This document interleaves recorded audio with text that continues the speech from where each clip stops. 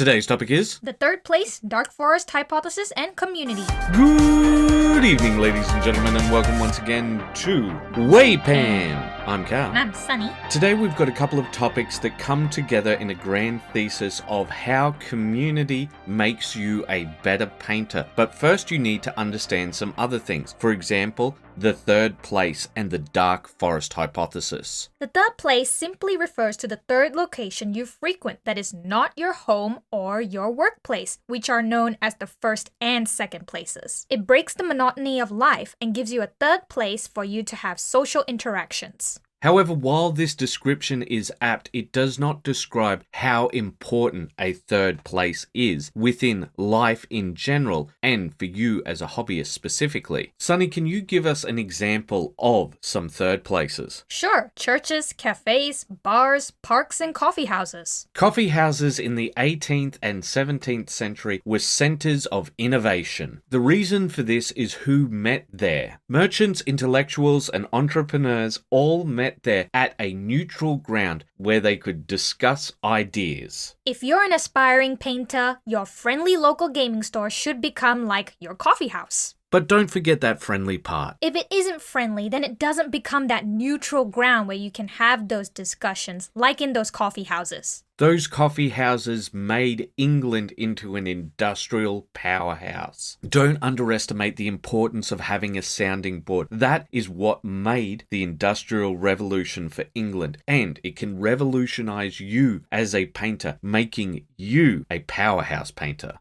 But Cal, how do I do that? By building a community. But can't we just do that online? This leads us to our second topic, and it has some complexity to it. Sunny, have you heard of the Great Filter? No. It's a part of Fermi's paradox. Oh, that's the thing where they talk about why we haven't been contacted by aliens or seen them. That's right. He suggested, Fermi that is, that civilizations must go through a great filter, and this may be the reason why we don't see other aliens, because perhaps they don't exist, or they or we could be seen as hostile. Don't really understand it. Okay, so either the aliens see us as hostile and they've cordoned us off, or the aliens themselves are hostile. Right, okay, I'm getting it now. Now I'm giving relatively simple explanations for this whole hypothesis, but the reason is so that we can move on to the Dark Forest theory. Oh, I know the Dark Forest hypothesis. It was made by Liu Cixin. The universe is like a dark forest. It's filled with hidden predators, and each civilization is both hunter and prey. But I don't see how this has anything to do with building communities online. Have you tried using the internet without an ad blocker recently? No. How about without a VPN? No. Do you want to try? I don't think so. Why? 'Cause it's not safe. Just like a... Dark forest. Okay, I'm seeing your point now. Yeah. You're saying that it might not be as safe online as it would be in real life. Well, yes and no, but I'm going to get into it. So we all know to be safe online. Don't reveal your full name, don't give out your date of birth, don't answer what your grandma's maiden name was, Yeah. so on and so forth. Just like a...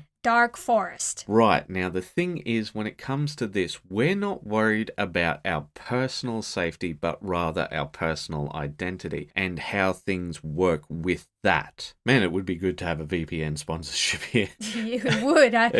Anyway, so the thing is, when it comes down to this, the reason why we are hiding is because we want to make sure that we're not taken advantage of. So we move into smaller and smaller spaces, Facebook groups, Discords, so on and so on. I'm guessing that you're asking the same question. Why can't we do this online? Yes, the issue is there's a now discredited paper which used to say 70% of communication is non-verbal. However, the reason why it lasted so long is because there was a certain truthism around it. The idea that, yes, this makes sense because people have that inherent idea that there's more to communication than the simple word. In fact, when it comes to this, neither you or I or anyone else has ever actually read anything with their eyes. What they have done is they've looked at something and then they have heard the words. Alright, you've lost me. Isn't what you're saying just reading? While you're technically correct there, the process of reading works like this. we look at words and then we silently speak them in our mind. And where that happens is through Wernicke's and Broca's area. Dear audience member, if you could do something for me,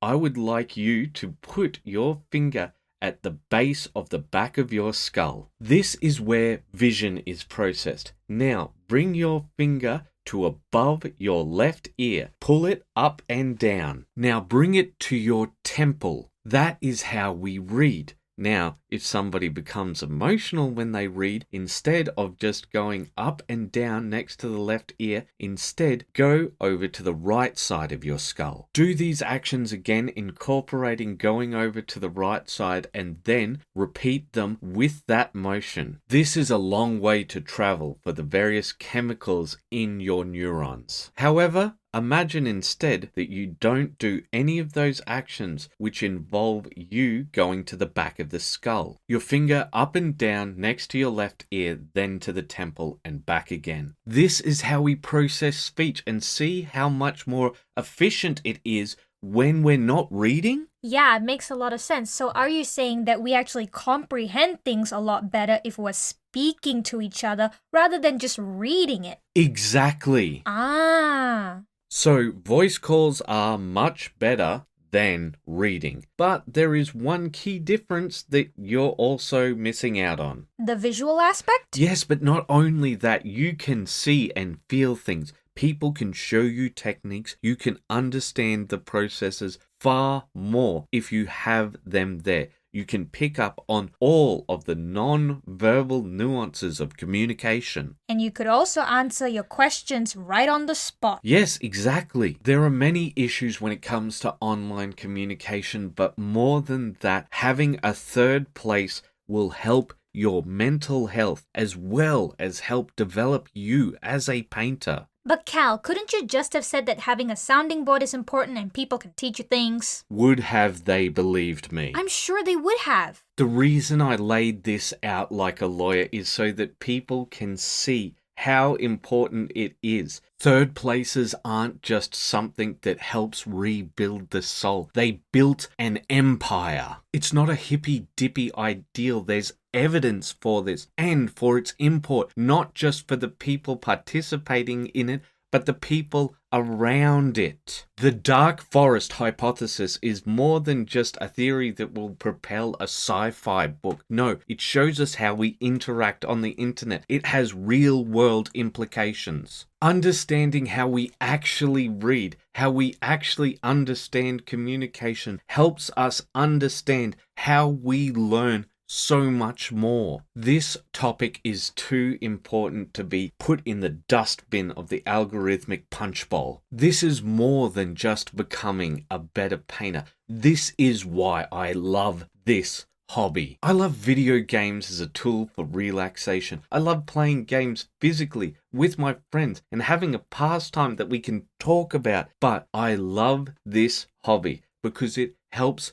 develop you as a person. But Cal, I think a lot of people would disagree with you and say that a hobby is a relaxing activity you do in your free time. Listen, two things can be true at the same time. This hobby can be relaxing, yes, but it's also a part of your development. Otherwise, why are you here learning about how to be a better painter? That's true. I love this hobby because it is a rabbit hole of opportunities. You can learn about history, art, science, the way that light works, about the histories of people or warfare. There is so much to dive into. That's why I hate when people lessen our hobby, like the term slap chop. There's a term in painting called grisaille, which perfectly encapsulates what we're doing when we do this slap chop technique. We are connected to the art world. There is so much in this hobby. And if you felt remotely animated by anything that I said there, if you go down to your friendly local gaming store, maybe there's someone like me or like Sunny or like you to talk to. We try our best to communicate to you various ideas, but we are limited by this technology. We try and compress our ideas as concisely as we possibly can. We have an online place here where we interact with various painters and we love it, but nothing will beat real human interaction. I can think of one thing that'll beat it. Oh, and what's that? Keep those brushes wet. Bye-bye. Bye-bye.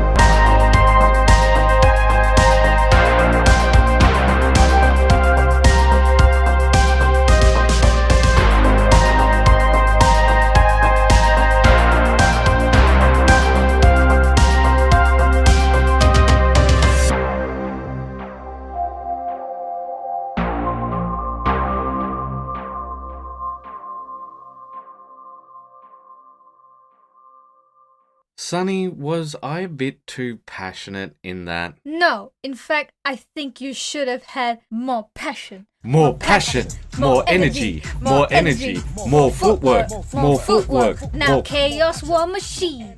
Vex Machinator! Get your Chaos Happy Meal today. Dun-dun-dun-dun-dun.